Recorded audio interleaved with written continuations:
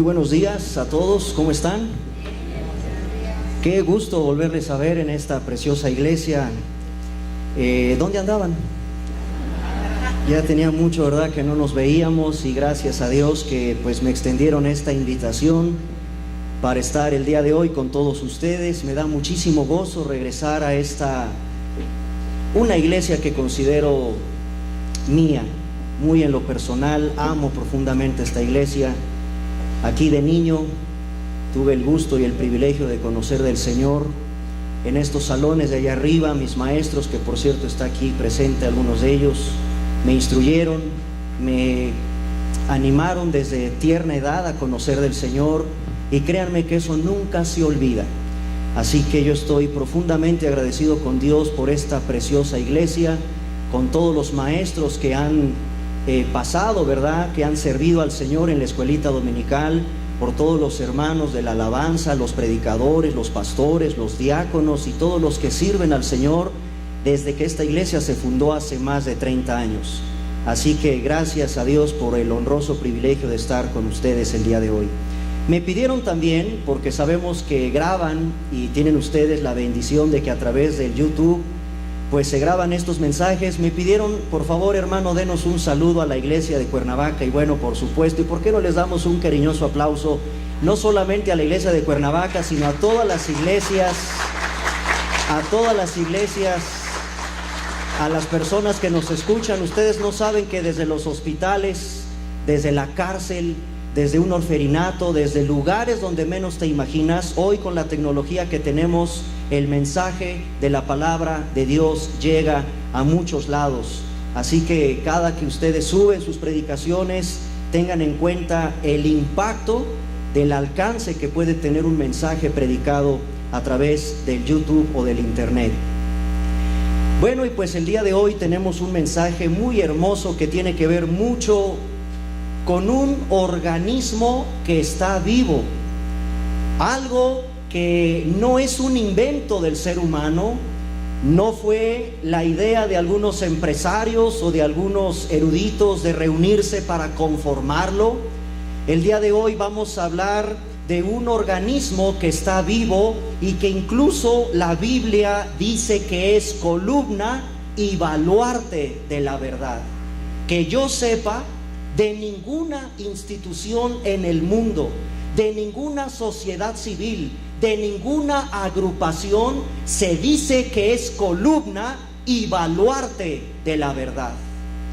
Ustedes están estudiando en este año buscando nuestra identidad, y esto es muy interesante porque efectivamente es triste que muchas veces ni siquiera conocemos quién eres, qué cosa eres. Tengas el sexo femenino o tengas el sexo masculino, a lo largo de todo este año ustedes seguramente indagarán con la Biblia en la mano qué es o quiénes somos, reflejando en nuestra identidad. Este tipo de preguntas sobre la identidad ha sido cuestionado por múltiples disciplinas del conocimiento humano, específicamente las disciplinas sociales, en la filosofía, en la literatura, en la abogacía, en la política, en la ciencia, en la economía y desde luego en la teología. Se trata de indagar quiénes somos los seres humanos, de qué estamos conformados, cuál es la identidad del ser humano. Afortunadamente tenemos la Biblia que da respuesta contundente a esta identidad. Y permítanme y les pido por favor que abran conmigo las páginas de las Sagradas Escrituras en la primera carta del apóstol Pablo a los tesalonicenses, en primera de Tesalonicenses capítulo 5. Y ya no andemos buscando con Aristóteles, con su obra El animal político, el Zoon Politikon, o los economistas siguiendo la corriente de los manchesterianos que todo enfocan el aspecto económico del ser humano. Algunos filósofos han tratado de indagar qué es el ser humano. A mí me encanta el concepto que da el filósofo Boecio. Y para todos ustedes que son estudiantes universitarios o estudiantes de la preparatoria, cada que tu profesor crea que tú provienes de la evolución o que esto es un accidente y que Dios no existe, rétalo con la siguiente pregunta. Y fue la respuesta que dio Boecio a la pregunta: ¿qué es el ser humano? El concepto más amplio, más concreto de lo que es el ser humano, a la luz de la filosofía, lo respondió un hombre llamado Boecio. Y este hombre dijo que el hombre es una sustancia individual de naturaleza racional. Esto, a la luz de la filosofía, es el concepto más amplio que tenemos de lo que es el ser humano desde el punto de vista filosófico. Pero ¿qué dice Dios? La Biblia da respuesta para saber quién eres y conozcas tu identidad. Primera de Tesalonicenses capítulo 5 versículo 23. Y el mismo Dios de paz os santifique por completo, y todo vuestro ser. Y aquí se encuentra en la teología lo que se conoce como la tricotomía. Somos seres tricótomos. Espíritu. Quiero que noten que el Espíritu Santo primero coloca la parte espiritual. No es lo externo, no es el cuerpo, no es lo material lo más importante ante Dios. Primero, la Biblia dice, antes de que te conformes de un cuerpo humano, la Biblia dice que tú y yo somos un espíritu. Tenemos un alma y estamos en un estuche, en un envase que se llama el cuerpo. Cuando morimos, se separa el alma y el espíritu del cuerpo. La palabra muerte en la Biblia significa separación. Cuando tú ves un cadáver, lo que estás viendo ahí ya es el cuerpo inerte de una persona que está en el proceso de descomposición, de putrefacción. Aconteció la muerte porque a la luz de la Biblia se le salieron dos partes que no son visibles: el espíritu y el alma. Esto solamente la Biblia da respuesta a este tipo de interrogantes. Entonces, conociendo quiénes somos, somos seres espirituales, que tenemos un alma y que tenemos un cuerpo. No es el tema de esta mañana enfocarme al análisis de lo que es el espíritu, el alma y cuerpo, porque cada uno de ellos amerita desde luego una explicación mucho más profunda a la luz de la palabra de Dios. Hoy en esta mañana, dado que vamos a hablar de este organismo que no fue inventado por los hombres, de esto maravilloso que en este momento estamos contemplando y disfrutando. Todos los domingos seguramente ustedes vienen con las ganas de formar parte de este organismo vivo que se llama la iglesia. Hoy quiero enfocar mi mensaje, y dado que el tema es hablar de los hijos también, porque todos como hijos nos desenvolvemos en el hogar, en la sociedad, pero también los hijos nos desenvolvemos en algo que se llama la iglesia. Solamente quiero hacer una observación antes de profundizar en nuestro tema de esta mañana. De acuerdo a la Biblia, solamente hay dos tipos de hijos. No hay 3, 4, 5 tipos de hijos. Solamente hay dos tipos de hijos en el mundo.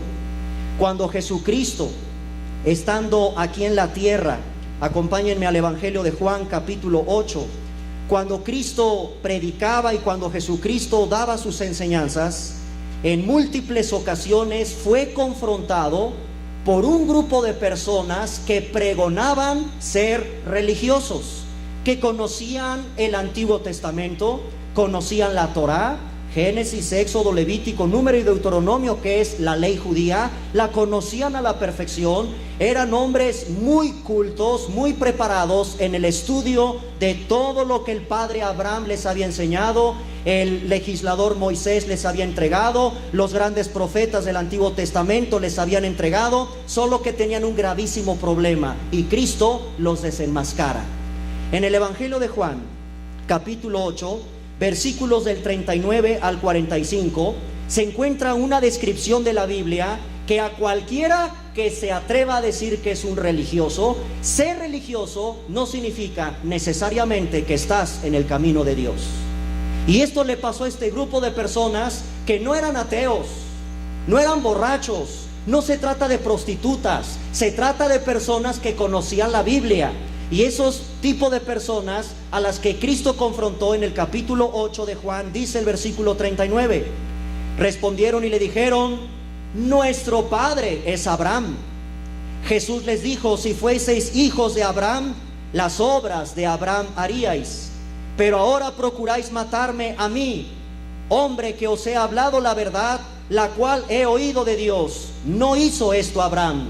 Vosotros hacéis las obras de vuestro padre.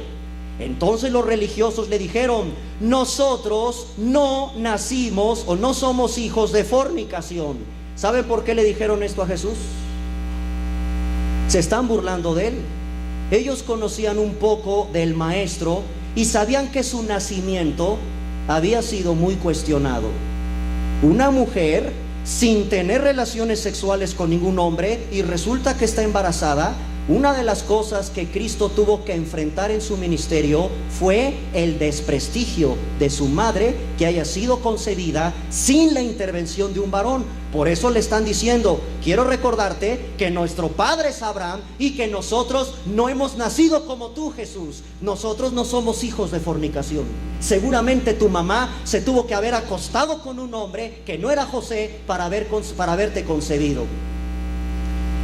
Eso le dijeron al Señor: nosotros no nacimos de fornicación, un padre tenemos, y el religioso, ¿verdad?, dice que es Dios. Versículo 42. Entonces Jesús les dijo: si vuestro padre fuese Dios, ciertamente me amaríais, porque yo de Dios he salido y he venido, pues no he venido de mí mismo, sino que Él me envió. ¿Por qué no entendéis mi lenguaje? ¿Por qué no podéis escuchar mi palabra? Vosotros sois de vuestro padre, ¿quién? El diablo. ¿Te imaginas decir estas palabras tan duras a un grupo de religiosos? Y Cristo les dice sin ningún tapujo ni ningún tipo de censura: su padre es el diablo. Luego entonces, efectivamente, yo encuentro en la Biblia, estudiando las cartas paulinas y la doctrina del Nuevo Testamento, entiendo que solamente en este mundo hay dos tipos de personas: o son hijos de Dios o son hijos de Satanás. No hay en el lenguaje de la Biblia, y no te pelees conmigo, péleate con Dios.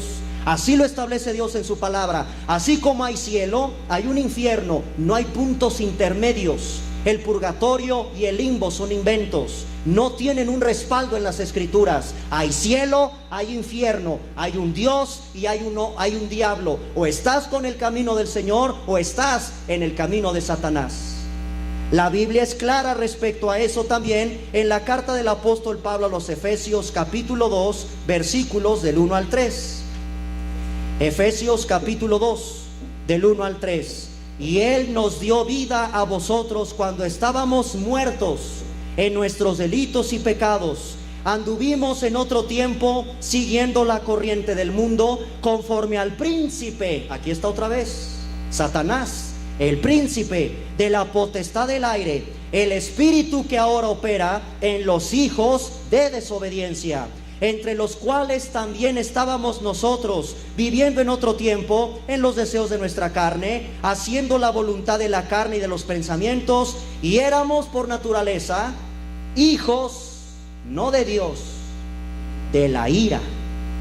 Todo hijo de Satanás es hijo de la ira de Dios, y de acuerdo al apóstol Pablo, de ahí nos sacó el Señor. Aquí se encuentran descritos los tres enemigos del cristiano: Satanás, el mundo y tu carne. Y de ahí nos sacó el Señor. Pero también no me enfoco desde luego al análisis de todo lo que representa ser hijo del diablo, hijos de Belial, hijos de Satanás, que son términos bíblicos para toda aquella persona que no tiene a Cristo en su corazón. La única manera de poder llegar a ser hijos de Dios, ustedes la saben perfectamente. Juan capítulo 1 versículo 12. ¿Quiénes son? ¿Qué grupo de personas en esta vida? ¿Qué grupo de personas verdaderamente pueden decirse verdaderamente hijas o hijos de Dios? Dice el Evangelio de Juan capítulo 1 versículo 12: mas a todos los que le recibieron, está hablando desde luego de Jesucristo, a los que creen en su nombre, y solo a ellos les dio potestad de ser hechos hijos de Dios. El que tú vengas a la iglesia no te hace ser hijo de Dios. El que participes de cualquier ministerio, te involucres en el servicio a la iglesia, como ahorita lo voy a explicar, no te hace hija o hijo de Dios. Tú puedes venir religiosa y sacrosantamente todos los domingos en punto de las 11 de la mañana, cantar los himnos, levantar las manos, establecer un servicio en la iglesia, y aún así no ser hija e hijo de Dios. Lo que nos hace ser hija o hijo de Dios es que tengas a Jesucristo en tu vida, y que se vea reflejado a Cristo en tu vida, y que tengas el sello del Espíritu Santo en tu vida, de acuerdo a como lo enseña el libro de los Efesios, la carta a los Efesios. Fuimos sellados con el Espíritu Santo de la promesa. Eso significa ser cristiano, eso significa hijo de Dios. La palabra cristiano en el griego, pequeños ungidos, todo aquel que esté sellado por el Espíritu Santo, ese es un hijo, una hija de Dios. Y como hijos de Dios, ahora vamos a la iglesia, a esto que nosotros llamamos iglesia, porque como hijos de Dios pertenecemos a un hogar, perteneces a una familia, te desenvuelves en la sociedad, pero el tema de esta mañana es enfocarnos ahora hacia la iglesia. Permítanme rápidamente darles los aspectos históricos de la iglesia, porque la iglesia no existe de Génesis a Malaquías. Desde Génesis a Malaquías no existe la iglesia. Cuando el hombre fue creado a imagen y semejanza de Dios en el huerto del Edén, había una relación perfecta del hombre creado con su creador. Cuando viene el pecado, se rompe esa relación, el hombre muere dos veces, muere físicamente y muere espiritualmente. Les repito, muerte en la Biblia es separación.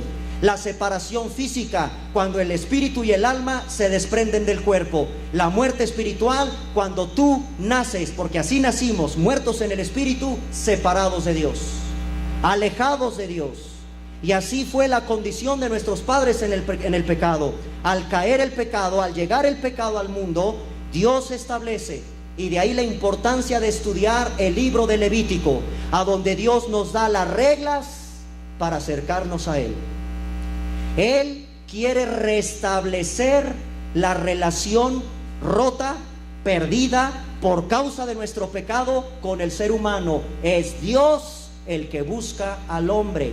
Es Dios el que trata de extender la mano. Es Dios el que quiere reconciliarse con el hombre pecador y establece el sacrificio. La sangre de un inocente será el medio por el cual ustedes, raza humana pecadora, tienen que acercarse a mí. Y por eso la importancia de estudiar el libro de Levítico, donde se nos dan todas las enseñanzas de las leyes ceremoniales, de las leyes rituales para acercarnos a Dios. Ese es el problema y el peligro de las religiones, que las religiones quieren acercarse a Dios a su manera, de acuerdo a sus dogmas, de acuerdo a sus principios, pero a la luz de la Biblia, Dios solamente estableció una sola manera de acercarnos a Él, y es a través del derramamiento de sangre de un inocente. Viene después el famoso tabernáculo de Moisés, Éxodo más o menos capítulo 25, a donde el Dios de Israel en el desierto, viviendo en ese peregrinaje del desierto, nuevamente vemos el deseo de Dios de establecer una relación con su pueblo, y se instaura el tabernáculo con sus tres partes: lugar santísimo, lugar santo y el atrio. Les vuelvo a recordar que eres una tricotomía: eres espíritu, eres un alma y tienes un cuerpo. Tú eres un tabernáculo. Tú eres ahora un templo. Tal como en el diseño del Éxodo el santuario del tabernáculo estaba de tres partes conformado, ya leímos que tú también tienes tres partes. Luego entonces entendemos la carta de Pablo a los Corintios cuando dice: ¿o acaso ignoráis que vuestro cuerpo es templo del Espíritu Santo y que no sois vuestros? Por eso Pablo condena el pecado de fornicación. Por eso Pablo habla duro contra todo pecado que cometa el ser humano en contra de su propio cuerpo, porque Pablo entiende la trascendencia maravillosa de que el reflejo de Dios en el santuario del tabernáculo y en el templo también lo puso en nosotros. Después del tabernáculo encontramos a Salomón, que construye un maravilloso templo. Es el primer templo de la historia de la Biblia, pero ese templo fue destruido en el año 607 a.C. Después de ese primer templo de Salomón, encontramos un segundo templo completado por Zorobabel y reconstruido y ampliado por Herodes el Grande. Solo que este templo también fue destruido en el año 70 después de Cristo. Y del templo, de este segundo templo hasta nuestros días, el pueblo de Israel anhela, como nunca antes en su historia, que vuelva a levantarse ahora un tercer templo. Quiero decirles que ahora que apenas Israel conmemoró 70 años de haberse refundado como una nación independiente, cumpliendo una serie de profecías de la Biblia, uno de los puntos más interesantes de estudiar de las profecías, sin duda, es la reconstrucción del tercer templo en Jerusalén. En el tiempo en que el pueblo de Israel fue dispersado y ante la destrucción de los templos que acabo de mencionar, el pueblo judío se reunía en algo que se llama sinagogas. La palabra sinagoga significa casa de asamblea. Dado que no tenían templo, porque no estaban en Jerusalén, o ante la destrucción del templo fueron dispersados por muchos pueblos, ellos se tenían que reunir en lugares que se llaman sinagogas, casas de asamblea. Y no es sino que encontramos que Cristo viene en su primera venida, y encontramos que cuando Cristo viene existe un templo, el templo de Herodes. Solo que ese templo, para cumplir la profecía del Evangelio de Lucas, cuando los discípulos le mostraban: maestro, mira lo hermoso del templo, sus ofrendas votivas, sus piedras, y Cristo les dice de una forma tremenda: pues ven esto, en verdad les digo que no quedará aquí piedra sobre piedra que no sea destruida. Tú vas a la historia y encuentras en el año 70 al famoso general Tito, hijo de Vespasiano, que con el pueblo romano se cumple la profecía de Cristo, y de las cosas que destruyen es precisamente el templo, este templo de la época de Jesús. Vamos al Evangelio de Mateo capítulo 16, porque aquí por primera vez aparece el término iglesia. Mateo capítulo 16. Y yo también te digo que tú eres Pedro, y sobre esta roca edificaré mi iglesia. Esto me encanta. La iglesia no es propiedad de un pastor. La iglesia no es propiedad del hermano que más ofrende los domingos. La iglesia es de Dios. Y dice la Biblia claramente que Cristo les dice a sus discípulos, y en este específico caso a Pedro: yo también te digo que tú eres Pedro, versículo 18, y sobre esta roca, hablando de Cristo, no de Pedro, sobre Cristo edificaré mi iglesia, y las puertas del Hades no prevalecerán contra ella. Ya en el versículo 19 le da a Pedro una palabra, una enseñanza maravillosa que se cumple en el libro de Hechos de los Apóstoles, cuando Pedro es el primer discípulo que abre con el mensaje de la predicación del Evangelio las puertas para que se predique del Evangelio que Cristo les había encomendado. Muy bien, aquí encontramos entonces por primera vez lo que es la iglesia. La iglesia no existía en el Antiguo Testamento. Como les repito, había templo, había sinagogas, pero no existía la iglesia. ¿De dónde viene la palabra iglesia? Viene del griego. Es una palabra griega, eclesia, que significa una asamblea llamados fuera. Eso somos. Somos una asamblea llamados fuera. ¿Fuera de qué? Fuera del pecado, fuera del mundo. Estamos en el mundo, pero no pertenecemos al mundo. La filosofía de la iglesia, la forma de pensamiento de la iglesia es la de Cristo, no puede ser la del mundo. Por eso hoy que hay tanta apostasía en las iglesias, ante posibles matrimonios de mismo sexo, ante predicaciones totalmente torcidas, van en contra de la verdadera esencia y principio de lo que debe de ser una iglesia. La iglesia, por su sola etimología en el griego, significa una asamblea llamados fuera. Tú no puedes pertenecer a un sistema de pensamiento como opera en el mundo. En la iglesia no se rige bajo los principios que se rigen a lo mejor en tu empresa.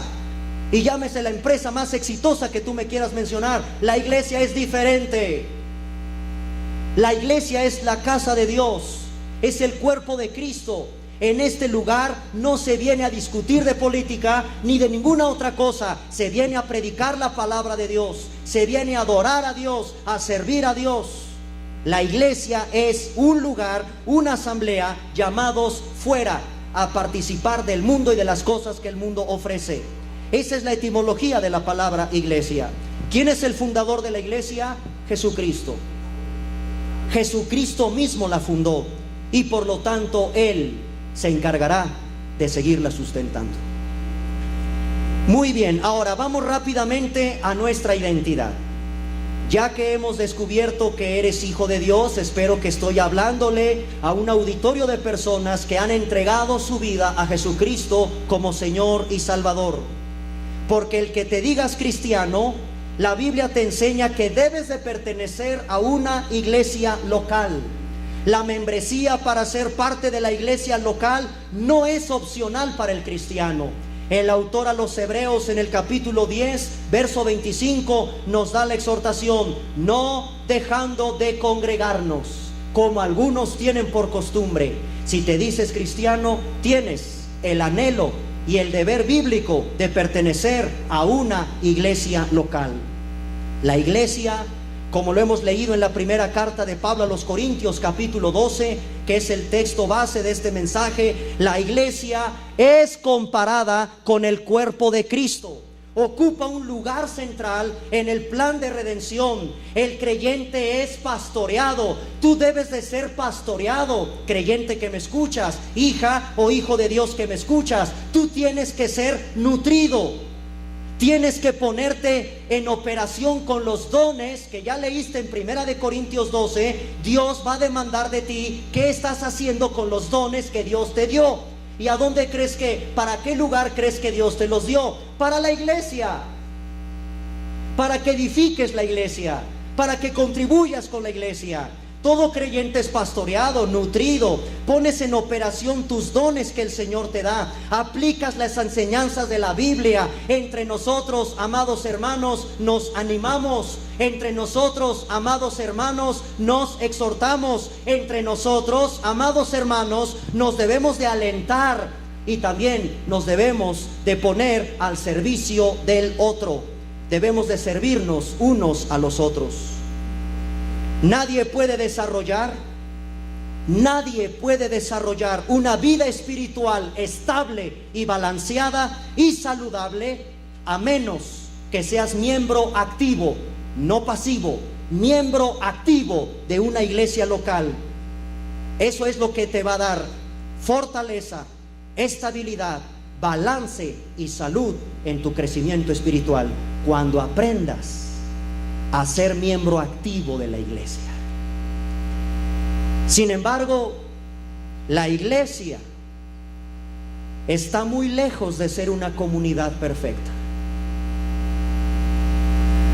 ¿Quién te dijo que aquí iba a ser todo perfección y dulzura y puro amor? No. Vamos a ver las reglas que la Biblia nos da y que Jesucristo, que es el fundador de la iglesia, nos da para su iglesia. Vamos a Mateo capítulo 18. Mateo capítulo 18, versículo 15.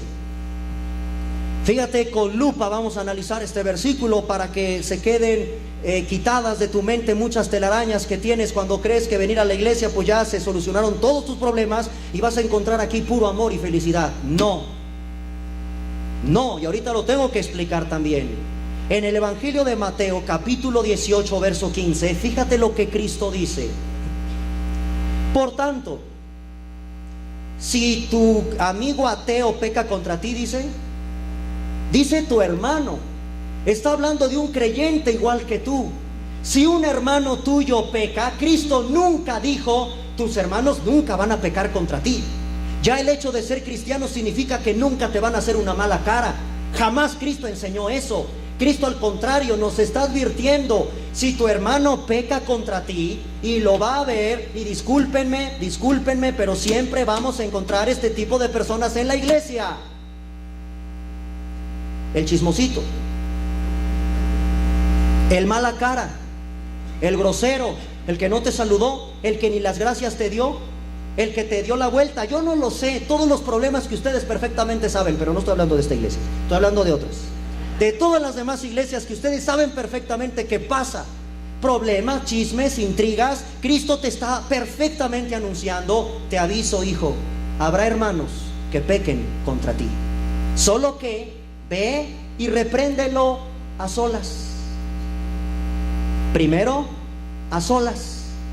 Si tú y yo estamos con algo solitos, enciérrate en un cuarto y así a solas. Dice la Biblia, dice Cristo, si te oyere, has ganado a tu hermano. Hasta aquí debería ser la solución para todos nuestros males en la iglesia. ¿Quedó arreglado el problema, hermano? Sí, te ofrezco una disculpa, dame un abrazo, te amo mucho. Hasta ahí. Sería maravilloso que eso pasara, pero lamentablemente no. Cristo afortunadamente nos da más reglas de lo que debe suceder. Si no te oyere, dice versículo 16, toma a 1 o 2 testigos, para que en boca de 2 o 3 testigos conste toda palabra. Hasta ahí, ojalá todo quedara así. Llévate a otro hermano, a 2 testigos más, para que en boca de 2 testigos se solucione el problema. Pero Cristo va más allá todavía y dice en el versículo 17, y si no los oyere a ellos, dilo ¿a quién? Qué duro, ojalá nunca llegue eso. Ojalá nunca llegue, que yo sepa, y espero de verdad equivocarme, pero ojalá nunca en esta iglesia se tenga que llegar a la gravedad de que desde el púlpito el pastor o algún líder tenga que pedirle a una persona que tiene que salir, porque está infectando a los demás, porque no deja de chismear, porque no deja de calumniar, porque no deja de criticar, porque está metiendo veneno y está metiendo tanta cizaña en la iglesia. Dice, háblalo a la iglesia, dilo a la iglesia, y si no oye a la iglesia, tenlo por gentil y publicano. Qué tremendas palabras de Jesucristo que estableció la iglesia. Y son reglas tremendas que tenemos que aprender para entender tu identidad dentro de la iglesia. Yo espero, amada hermano y hermano en Cristo, que aprendas primero a solas a tratar el asunto con tu hermano. Y es mi deseo con todo mi corazón que desde esa primera entrevista a solas se solucione todo. Porque estamos hablando de cristianos, estamos hablando de personas maduras, estamos hablando de personas que aman a Dios. Y si no, ahí están las reglas que espero nunca, en verdad nunca se lleguen a aplicar. Esa es una realidad. Y esto me lleva a analizar 3 puntos de este mensaje con respecto a nuestra identidad con la iglesia. Número 1, su composición, la composición de la iglesia. Número 2, la realidad de la lucha que se vive en la iglesia. Y número 3, la realidad de la victoria que hay en la iglesia. Rápidamente desarrollemos las 3. Número 1, su composición. Con este pasaje puedo partir para analizar este primer punto respecto a ti y a mí que formamos parte de una iglesia, porque la iglesia tiene una composición mixta. ¿A qué me refiero con una composición mixta? Que aquí, y no solo aquí, sino en todas las iglesias que me escuchan, en toda iglesia local, hoy, a esta hora del sermón de los domingos, hay verdaderos creyentes y hay quienes no lo son. Hay hijos de Dios que escuchan el mensaje los domingos, pero hay hijos que no son nacidos de nuevo, que escuchan el mensaje de la Biblia. Es increíble que la composición mixta de la iglesia es una realidad. En la iglesia hay verdaderos creyentes, pero también en la iglesia hay falsos hermanos. El apóstol Pablo, vamos a la carta a los Corintios. Fíjense cómo saluda Pablo a la iglesia que se encuentra en Corinto. Primera de Corintios capítulo 1. Primera carta del apóstol Pablo a los Corintios capítulo 1. Vamos a leer de los versículos 1 y 2. Pablo, llamado a ser apóstol de Jesucristo por la voluntad de Dios, y el hermano Sóstenes. Y aquí va la salutación, y espero en Dios, ¿verdad?, que sea a la iglesia de Dios en el Dorado, a los santificados en Cristo Jesús, llamados a ser santos, con todos los que en cualquier lugar invocan el nombre de nuestro Señor Jesucristo, Señor del pacto, Señor de la iglesia del pacto, y Señor de ellos, o Señor nuestro y Señor de ellos. Esto debería ser una iglesia conformada de verdaderos creyentes, llamados a ser santos, que se santifican y que invocan el nombre del Señor, que es Señor no solo de la iglesia del pacto, sino que también es Señor de las otras iglesias a las que también saludamos. Esto sería el carácter ideal, este sería el retrato precioso de una verdadera iglesia conformada de verdaderos creyentes. Sin embargo, no todos en la iglesia aman la santidad. No todos en la iglesia son llamados a ser santos. No todos en la iglesia invocan el nombre del Señor, y no para todos es Señor. La palabra kurios en griego es mi jefe, yo lo obedezco. Si en verdad eres cristiano, le obedeces. Si en verdad amas a Cristo, lo obedeces. Por eso dice Señor de ellos y Señor nuestro. Hay un pasaje tremendo donde Dios en el Antiguo Testamento decía: dicen que soy Señor, ¿y por qué no me obedecen? Dicen que yo soy su Dios, ¿y por qué no me honran? Y esto es terrible, que el Señor encontrara este retrato en su iglesia. Lamentablemente hay falsos creyentes. Les voy a dar dos casos bíblicos. Uno de ellos en Hechos capítulo 8. Vamos rápidamente al libro de Hechos para que descubramos cómo se infiltran en la iglesia. Hechos capítulo 8, versículo 9 del libro de los Hechos de los Apóstoles. Dice el libro de Hechos capítulo 8, versículo 9: había un hombre llamado Simón, que antes ejercía la magia en aquella ciudad, y había engañado a mucha gente de Samaria, haciéndose pasar por algún grande. A este oían atentamente todos, desde el más pequeño hasta el más grande, diciendo: este es el gran poder de Dios. Vámonos hasta el versículo 12. Pero cuando creyeron a Felipe, que anunciaba el evangelio del reino de Dios y el nombre de Jesucristo, se bautizaban hombres y mujeres. Versículo 13. También, ¿quién creyó? Simón, habiéndose bautizado, estaba siempre con Felipe, viendo las señales y los grandes milagros que se hacían, y obviamente quedaba atónito. Vámonos hasta el versículo 18. Cuando Simón, Felipe le predicó el evangelio, incluso Simón se bautizó.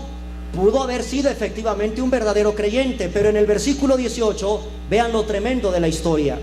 Vio Simón que por la imposición de las manos de los apóstoles se daba el Espíritu Santo, les ofreció dinero. A raíz de esta anécdota, en el cristianismo hay una palabra que se llama la simonía. Y la simonía consiste en pretender comprar con dinero lo que es de Dios. Pretender comprar con dinero, o a darle siempre el énfasis al dinero, cuando no es esa el diseño de Dios para su iglesia. Comprar cuestiones de la iglesia, cuestiones eclesiásticas. Hay alguna religión que yo me reservo el nombre por respeto, que para todo cobran, que si con alfombra, que si con flores, que si con flores, que si quieres esto, que si quieres aquello, y todo es un negocio. Eso se llama simonía en la Biblia, y ese fue el pecado de este hombre, que al principio creyó, fue bautizado y fue un hombre converso que creyó en Cristo. Obviamente viene la reprensión del apóstol Pedro, durísima. Versículo 19: denme también a mí este poder, para que cualquiera que yo imponga las manos reciba el Espíritu Santo. Y les ofreció dinero. Versículo 20: Pedro le dijo: tu dinero perezca contigo, porque has pensado que el don de Dios se obtiene con dinero. Este es hoy un grave problema en las iglesias de hoy, el dinero. Amada iglesia, la iglesia no es negocio. Aquí no se compra ni se vende como si estuviéramos en la bolsa de valores. Pobre de aquella persona que pretenda en su pastorado, en su liderazgo, ver a la iglesia como un negocio. Se llama simonía y Dios la condena. Aquí encontramos lamentablemente un hombre que al principio conoció del Señor, pero después desvió rotundamente su conocimiento del Señor al pretender comprar con dinero lo que solo Dios podía impartir a través de su Santo Espíritu. Hay otro caso rapidísimo que a mí me impacta, de un hombre llamado Demas. Yo espero que Demas no esté en esta iglesia y que no esté en las iglesias que nos están escuchando. Un hombre Demas. Permítanme primero presentarles el lado bonito de Demas. Y Demas, a Demas lo conocemos gracias al apóstol Pablo. Colosenses capítulo 4 versículo 14, rápidamente. Vean cómo un hombre como Pablo, el gran apóstol Pablo, en Colosenses capítulo 4 versículo 14 dice: os saluda Lucas, el médico amado, y Demas. Aquí está Demas en un saludo. Filemón, versículo 24. El libro de Filemón, en el versículo 24. Marcos, Aristarco, Demas y Lucas. Y dice Pablo: son mis colaboradores. Pero ahora asombrémonos de Demas en otra carta. Algo pasó. Porque cuando Pablo escribe Colosenses y escribe a Filemón, lo pone como uno de sus colaboradores. Pero de repente, la Biblia, y esto es increíble, ¿qué acaso Pablo no se dio cuenta de la clase de persona con la que andaba colaborando en el Evangelio? ¿Qué acaso Pablo, todo un gran hombre de Dios, un apóstol hecho y derecho, no supo discernir qué clase de traidor tenía ahí con él? Esto el Señor nos lo permite a nosotros, hermanos, para que no te agüites cuando a ti te pase. Si le pasó a Pablo, te puede pasar a ti. Los demás lamentablemente también están en la iglesia. Le pasó a Pablo, y conste que Pablo era un gran hombre de Dios, que hasta revelaciones del cielo tenía. Yo creo con todo mi corazón que el Espíritu Santo, a propósito, permitió que pasara esto para darnos una lección durante toda la historia del cristianismo.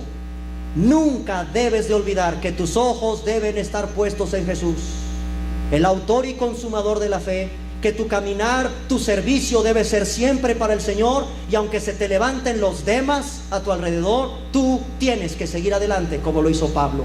Vamos a ver qué le pasó a Demas. Segunda de Timoteo capítulo 4 versículo 10. En esta carta, ahora diferente, porque es la segunda carta a Timoteo, en el capítulo 4 de la segunda carta a Timoteo, capítulo 4 verso 10, ahora fíjate lo que dice Pablo de Demas: porque Demas me ha desamparado. Qué raro que pase eso entre nosotros. Amando, ¿qué dice? Qué triste, ¿verdad? Cuando hay hermanos entre nosotros que estaban sirviendo al Señor y ya los ves otra vez en el mundo. El mundo en la Biblia es la representación de Egipto. Cuando el pueblo de Israel fue sacado de la esclavitud, así Dios te sacó de esa esclavitud en el mundo donde estabas. Es triste encontrar hermanos nuestros que no permanecieron firmes, que no permanecieron fieles en la iglesia. Este es el caso de Demas. Me ha desamparado amando este mundo y se ha ido a Tesalónica. Y eso es todo lo que sabemos. Con esto es más que suficiente para darnos cuenta que en la iglesia, entre nosotros, amada iglesia, nunca se nos olvide, va a haber gente así. Iban contigo, colaboraban contigo, se involucraron contigo y de repente te dejaron. Eso forja el carácter. Esa es la composición mixta de la iglesia. En la iglesia habrá verdaderos creyentes, pero también habrá Demas. Número 2, la realidad de su lucha. El foco de ataque del diablo no son las cantinas. El foco de ataque del diablo no son los prostíbulos. El foco de ataque del diablo tampoco son las iglesias apóstatas, ni las casas de citas. Todos esos lugares le pertenecen. Lo que Satanás se enfoca en su ataque es precisamente contra la iglesia. Satanás puede dividirnos. Satanás puede frenar tu crecimiento espiritual. Y Satanás puede desviarte de tu fidelidad a Cristo. Ten cuidado, cristiano que me escuchas, que amas la iglesia, cuando empiezas con divisiones. Ten mucho cuidado, cristiano que me escuchas, cuando en tu iglesia algo o alguien frena tu crecimiento espiritual. Ten mucho cuidado cuando alguien te desvía de tu fidelidad, no al pastor, no a los líderes, sino de tu fidelidad a Cristo. La realidad es que el problema que muchas veces nosotros confrontamos con la iglesia, todos esos problemas que vivimos en la iglesia, es una realidad de una lucha diaria. Los problemas que te desaniman de la iglesia, te aviso, son precisamente los que Dios usa para transformarte.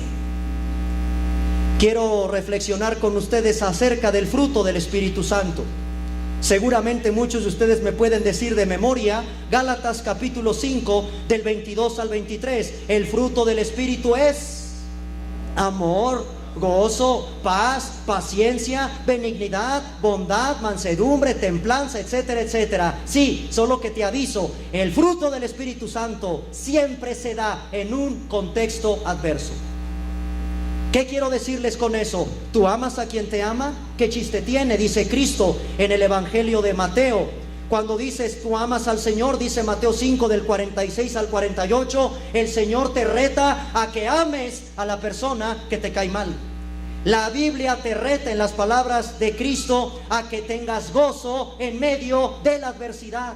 La Biblia en el fruto del Espíritu como evidencia de tu nuevo nacimiento es que tengas templanza, firmeza y tengas todo lo que el fruto del Espíritu representa en momentos difíciles, no cuando todo esté bien. Dice Mateo 5 del 46 al 48 de palabras de Cristo, si tú amas a los que te aman, ¿qué chiste tiene?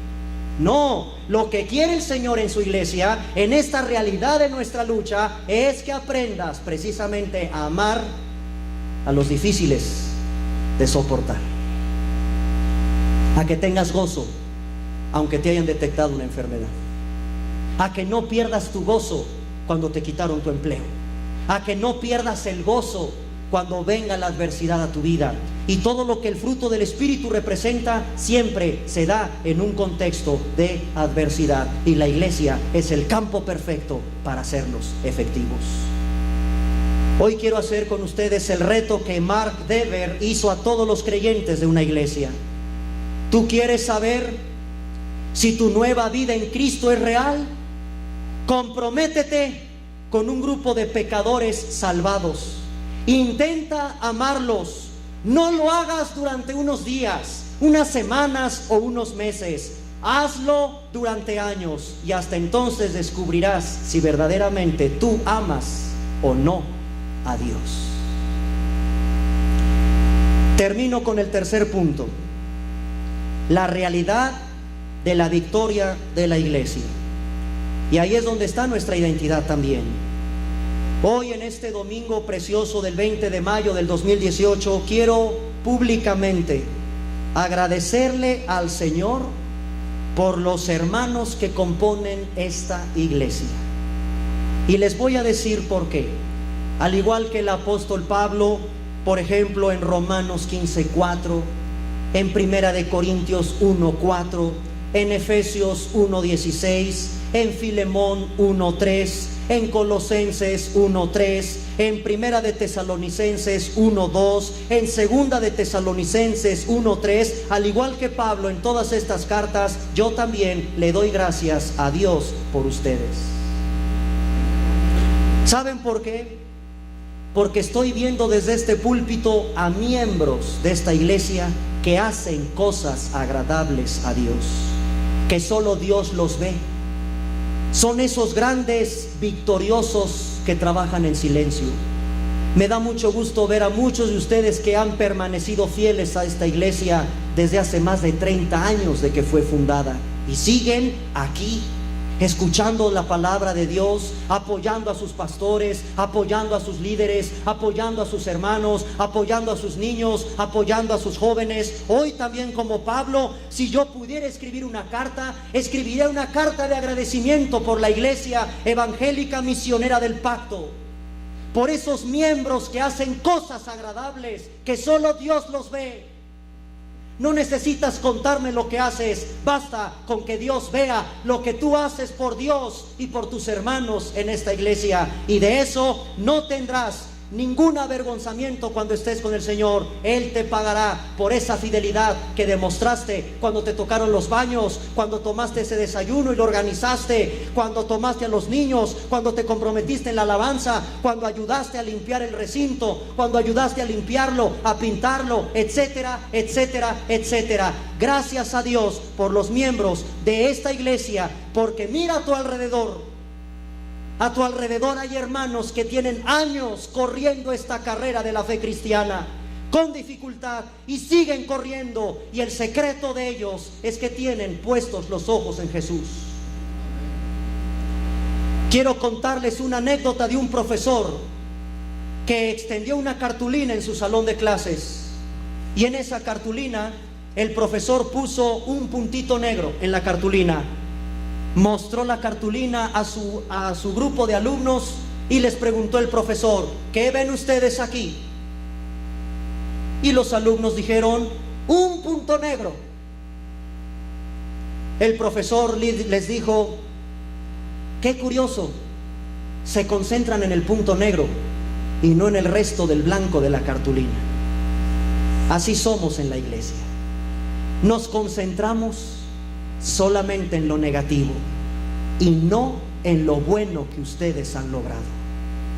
Se concentran solamente en las cosas que salen mal, pero no se dan cuenta en todo lo que Dios ha hecho y respaldado por esta iglesia. La iglesia evangélica misionera del Pacto, como toda iglesia que profesa el verdadero cristianismo, sigue hasta el día de hoy aquí, y las puertas del infierno no prevalecerán contra ella. Uno se imagina este pasaje creyendo que la iglesia se encuentra en un rinconcito tratando de protegerse de los ataques del diablo, cuando lo que en realidad este pasaje enseña es exactamente lo contrario. Es el diablo, es el infierno el que está temblando ante el avance de la iglesia. El Hades nunca prevalecerá contra su iglesia. La iglesia está aquí, atacando la ciudadela del infierno, sacando esclavos, sacando cautivos y libertándolos con el mensaje de la predicación del Evangelio de Jesucristo. Y nadie podrá impedir que la iglesia haga eso hasta el día de hoy. Y lo seguirá haciendo. La iglesia sigue siendo la sociedad de los redimidos, el cuerpo de Cristo, la comunidad sobre la que Dios tiene sus ojos, el instrumento por medio del cual Dios proclama, sostiene y mantiene la verdad en el mundo. Me encanta el pasaje de Primera de Timoteo 3:15. Le dice Pablo a Timoteo: Timoteo, debes de conocer cómo debes conducirte en, número 1, la casa de Dios, la iglesia, número 2, del Dios viviente, y número 3, columna y baluarte de la verdad. ¿Te das cuenta en dónde estás sentado en este recinto en este momento? No estás ante un auditorio cualquiera, no estás ocupando la silla de un edificio cualquiera. A tu alrededor no se encuentra cualquier tipo de persona. La Biblia dice que la iglesia es del Dios viviente, columna y baluarte de la verdad. Qué increíble es la iglesia. La palabra baluarte significa un recinto fortificado para resistir los ataques del enemigo. Eso es un baluarte, y eso compara así la Biblia a la iglesia, columna de la verdad. Qué lugar tan precioso, qué lugar tan maravilloso, qué hermoso que hoy estemos entre nosotros, y esto no se experimenta en ningún otro lugar. Perdónenme, no lo experimentas en ningún otro lugar, por más importante que este sea. Estar en la iglesia, en el día del Señor, con el pueblo del Señor, escuchando la palabra de Dios, no hay nada que sea más valioso que eso. Y eso es glorioso. Es el lugar donde operan los dones que Cristo le dio a su pueblo para edificar a sus santos. Es el pueblo con el que tienes comunión ahora, y te aviso, será el pueblo con el que tendrás comunión por toda la eternidad. Así que más nos vale aguantarnos, amarnos y respetarnos mientras estemos aquí, porque seremos el pueblo en donde tendremos comunión por toda la eternidad. Busquen tu identidad en la iglesia y recuerda su composición. ¿Qué tipo de persona eres? Cristo en el Evangelio de Mateo capítulo 13 enseñó a través de una parábola que el trigo y la cizaña crecen juntos. ¿Quién eres? ¿Qué identidad tienes? ¿Eres verdaderamente trigo o eres cizaña? El único que lo sabe es Dios. Y en esta parábola, estudienla en casa, será hasta el día del juicio cuando el Señor descubra quién verdaderamente es trigo y quién fue cizaña en la iglesia. Los pastores no tenemos esa capacidad. Yo desde aquí no puedo observar quién verdaderamente vino a la iglesia con un corazón dispuesto a escuchar de la palabra de Dios. Tal vez por las actitudes que noto desde el púlpito en algunas personas también me doy cuenta por qué vinieron. Por supuesto que eso se nota. Número 2, la realidad de una lucha que se vive en la iglesia. Nunca olvides que los problemas que vives en la iglesia, Dios los usa precisamente para transformarte. Y número 3, la realidad de que hay una victoria en la iglesia. Esa identidad la tienes que tener muy presente con este precioso pasaje de Mateo capítulo 16, versículo 18.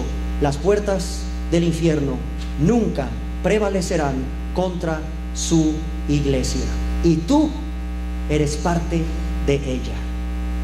Cuando a mí alguien en la iglesia me dice, ves que tengo un montón de problemas, y este hermano, y esta hermana, y puras quejas, y se quejan y quejan y quejan, le digo, un momentito, ¿tú eres iglesia? Sí, amén. ¿Y el otro también? Sí. Tú eres el problema, pero también tú eres la solución. Porque eres un cuerpo, porque estás en la iglesia. Aprende a tratar estos problemas y dificultades. Y les pido un favor muy grande, muy grande. Nunca se desanimen. El diablo es experto en desanimarte.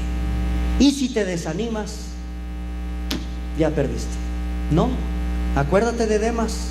Ahí está Pablo, mi colaborador, y de repente lo dejó. ¿Y qué? ¿Pablo se puso a chillar y abandonó el cristianismo? No, hasta que le cortaron la cabeza a ese hombre, hasta entonces dejó de predicar. Tú síguelo haciendo, aunque se levanten Demas. Nunca olvides estas enseñanzas. Así es la iglesia. Pero es lo más hermoso que tenemos. Es lo que más debemos de disfrutar. Qué triste, termino con esto, qué triste que hoy todavía no entiendas qué significa venir a la iglesia, qué es la iglesia y qué identidad tienes tú al estar aquí sentado. Espero lo entiendas. Vamos a inclinar nuestro rostro, vamos a orar.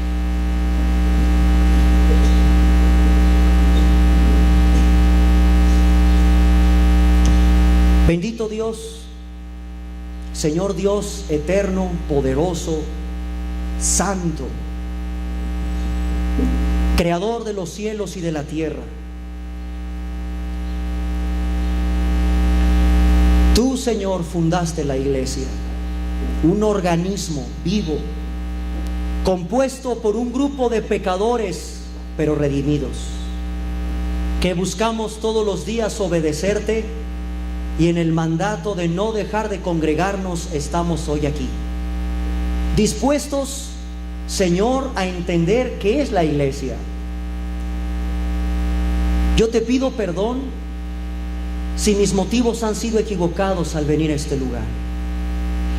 Este es un lugar sagrado, es la casa de Dios, y basta con que estén reunidas 2 personas nada más, para que tu presencia se haga presente en medio de nosotros. En esta hora del día, en este precioso recinto, hay más de 2 personas reunidas en tu nombre, y por lo tanto tu presencia está aquí. Te damos gracias por esta preciosa iglesia, una de las primeras iglesias que se levantaron en esta zona del Estado de México, quizá la primera iglesia evangélica del pacto en México. Esta iglesia que ha sido de tanta bendición, sí, pero también nos ha costado muchas lágrimas. Esta iglesia, Señor, que sigue perseverando y que sigue de pie porque tú la sostienes. Gracias por el corazón de aquellos misioneros que pusieron la primer piedra y que a los años ha dado fruto lo que tu Espíritu Santo puso en el corazón de aquellos hombres que tú enviaste para construir, para levantar y edificar esta iglesia. Hoy te damos gracias, Señor, por todas las bendiciones, por todos los misioneros, por todos los pastores, por todos los jóvenes, los niños, los adultos, nuestros ancianos que han sido impactados por esta iglesia. Gracias porque en estos salones han pasado multitud de niños cuya palabra tuya ha sido sembrada en sus corazones. Gracias porque en los salones de este edificio han pasado muchos jóvenes que han escuchado de tu palabra y que han sido transformados por el poder de tu evangelio. Gracias porque desde este púlpito, desde esta plataforma, han pasado cientos de predicadores, pastores, misioneros, diáconos, servidores tuyos, con el único objetivo de predicar las verdades de su santa palabra. Esta iglesia, Señor, que ha sido de tanta bendición, queremos que tú la sigas edificando, que tú la sigas transformando, que tú le des dirección a su cuerpo de líderes, que les des pasión por ti, que les des esa fuerza que necesitan, Señor, para dirigir con la guía de tu Espíritu Santo a toda esta grey, la grey que tú ganaste con tu sangre. Hoy te damos gracias por todos los servidores, por aquellos que en el anonimato de su silencio te honran con sus vidas. Te damos gracias por todas esas mujeres y hombres que desde que se fundó esta iglesia han permanecido aquí, fieles al llamado que tú les has puesto. Te damos gracias, Señor, por todo lo que hemos recibido de bendiciones, y amamos esta iglesia, columna y baluarte de la verdad. Esta iglesia, Señor, como bien lo estableciste en tu palabra, nunca las puertas del infierno prevalecerán contra ella. Seguirá avanzando, seguirá creciendo, seguirá viendo, Señor, aquí personas entregadas y consagradas a ti, que busquen de ti con todo su corazón, y que tú sigas añadiendo a esta preciosa iglesia todos los que han de ser salvos. Bendice, Señor, a cada familia que pertenece a esta asamblea, que son llamados fuera a participar de las cosas celestiales, no de las del mundo, a que sigan predicando, a que sigan enseñando y a que sigan poniendo sus ojos en ti y no en las circunstancias. Hoy te damos gracias, Señor, por tu palabra, por edificar nuestras vidas, por fortalecer nuestra alma y nuestro espíritu con este alimento que representa escuchar qué significa la iglesia a la luz de la Biblia, y cómo permanecer firmes como hijos tuyos en esta iglesia, en la iglesia local a la que tú nos has colocado. Bendice, Señor, a cada niño, a cada joven, a cada matrimonio, a cada persona de esta iglesia, a todos sus miembros, que sigan conociendo de ti y de las verdades escritas en tu santa palabra, en el nombre de Jesús. Amén. Muchas gracias, hermanos.